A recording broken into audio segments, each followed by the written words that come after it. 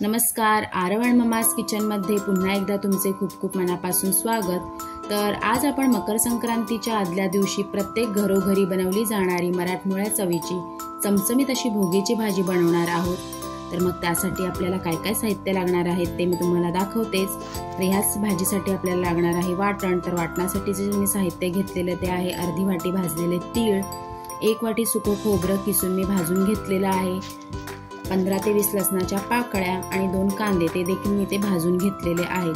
तर आपल्याला इथे कांदा आणि लसणाचं वेगळं वाटण करायचं आहे, तीळ आणि खोबऱ्याचं वेगळं करायचं आहे। तर भाज्यांमध्ये मी घेतलेला आहे इथे ह्या फळभाज्या आहेत, त्यामध्ये मी घेतलेला आहे वांग, घेवडा, गाजर आणि बटाटा। या सगळ्या भाज्या मी अर्ध्या वाट्या घेतलेल्या आहेत। तुम्हाला म्हणजे तुमच्या आवडीनुसार किती भाज्या हव्या आहेत त्या तुम्ही तुमच्या आवडीनुसार इथे घेऊ शकता। त्या मी कापून अशा पाण्यामध्ये ठेवल्या आहेत कारण त्या काळ्या नको पडायला म्हणून। तर अशा प्रकारे आपल्याला ह्या फळभाज्या घ्यायच्या आहेत। त्यानंतर पुढे मी काही शेंगभाज्या घेतलेल्या आहेत।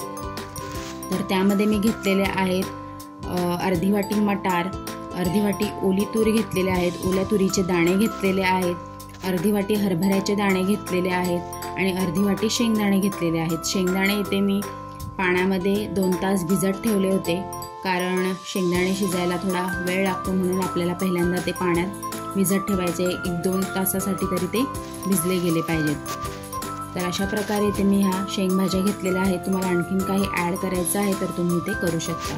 तर फोडणी करूयात। त्यासाठी इथे मी ठेवलेलं आहे पातेलं। पातेल्यामध्ये मी घेते 2 पळ्या तेल। भाजीला थोडा तेल जास्तच वापरायचा कारण बघायलाही छान वाटते आणि खायलाही भाजी छान म्हणजे चवीलाही छान लागते। तर तेल गरम झालं की आपल्याला घालायचं आहे चिमूटभर हिंग, अर्धा चमचा मोहरी आणि आपण कांदा आणि लसणाची जी पेस्ट केली होती ती घालायची आहे। ह्यामध्ये मस्त अशी परतून घ्यायची आहे कांदा आणि लसणाची पेस्ट। प्रत्येक जण ही भाजी आपापल्या पद्धतीने बनवतात, तर मी तुम्हाला इथे माझ्या पद्धतीची भाजी कशी मी इथे बनवते ते तुम्हाला दाखवलेलं आहे।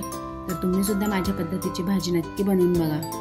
तर आता ह्यामध्ये आपण घालूयात अर्धा चमचा हळद। हळद मस्त तेलावर परतून घ्यायची आहे आणि सगळ्यात आधी आपण ह्यामध्ये कडधान्याच्या भाज्या घालूयात जेणेकरून ते शिजायला वेळ लागतो म्हणून पहिल्यांदा आपण त्या भाज्या घालूया आणि फळभाज्या आहेत त्या लगेच शिजवून जातात म्हणून आपण या 5 मिनिटांसाठी एक शिजवून घेऊया झाकण देऊन।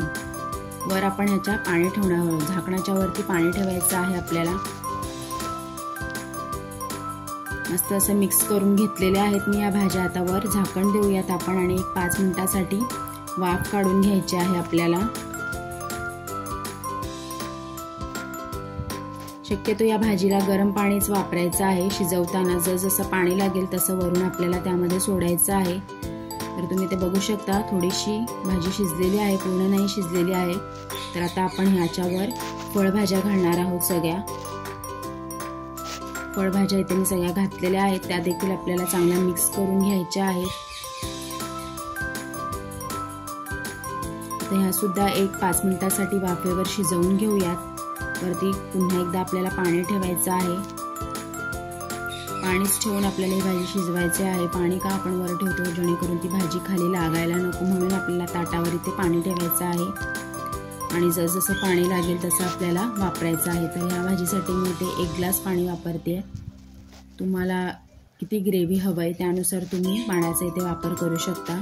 आता एक 5 मिनिटांनंतर आपण पुन्हा एकदा चेक करून घेऊयात, खालून वरून चांगली मिक्स करून घेऊयात भाजी। आता आपण ह्यामध्ये घालूयात 2 चमचे लाल तिखट मसाला आणि चवीपुरतं मीठ। मसाला आणि मीठ घालून देखील भाजी मस्त अशी मिक्स करून घ्यायची आहे आणि पुन्हा वर झाकण देऊन वाफ काढून घ्यायची आहे। तर इथे भाजी मी अशी मस्त मिक्स करून घेतलेली आहे। आता आपण यावर ठेवूया झाकण। 5 मिनिटांनंतर पुन्हा आपण त्यामध्ये टाकणार आहोत पाणी। भाजी शिजण्यासाठी आपण पाण्याचा वापर थोडाफार केलाच पाहिजे। संपूर्ण पाणी घालते मी इथे आणि चांगली मिक्स करून घेऊयात। आता एक 10 ते 15 मिनिटं आपण मंद आचेवर झाकण देऊन भाजी चांगली शिजवून घेऊयात। आता ह्यामध्ये घालूयात खोबरे आणि तिळाचं वाटण आणि अर्धा चमचा गरम मसाला घालते मी या भाजीमध्ये। वाटण आणि गरम मसाला देखील चांगला मिक्स करून घ्यायचा आहे।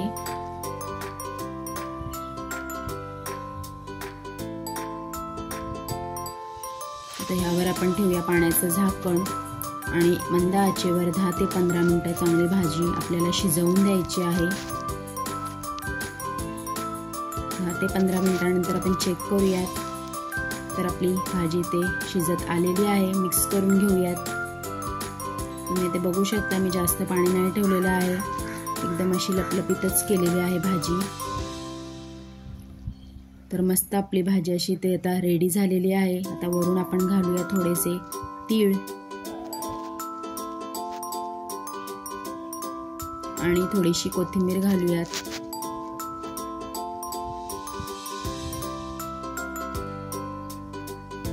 तर मस्त आपली भाजी आता खाण्यासाठी ते रेडी झालेली आहे।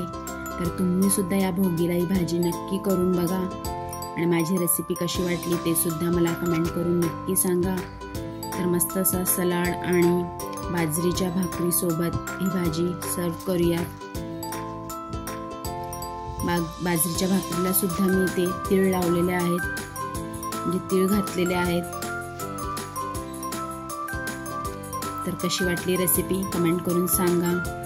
जास्तीत जास्त व्हिडिओ शेअर करा। रेसिपी आवडली असेल तर लाईक करा, शेअर करा, सबस्क्राईब करा।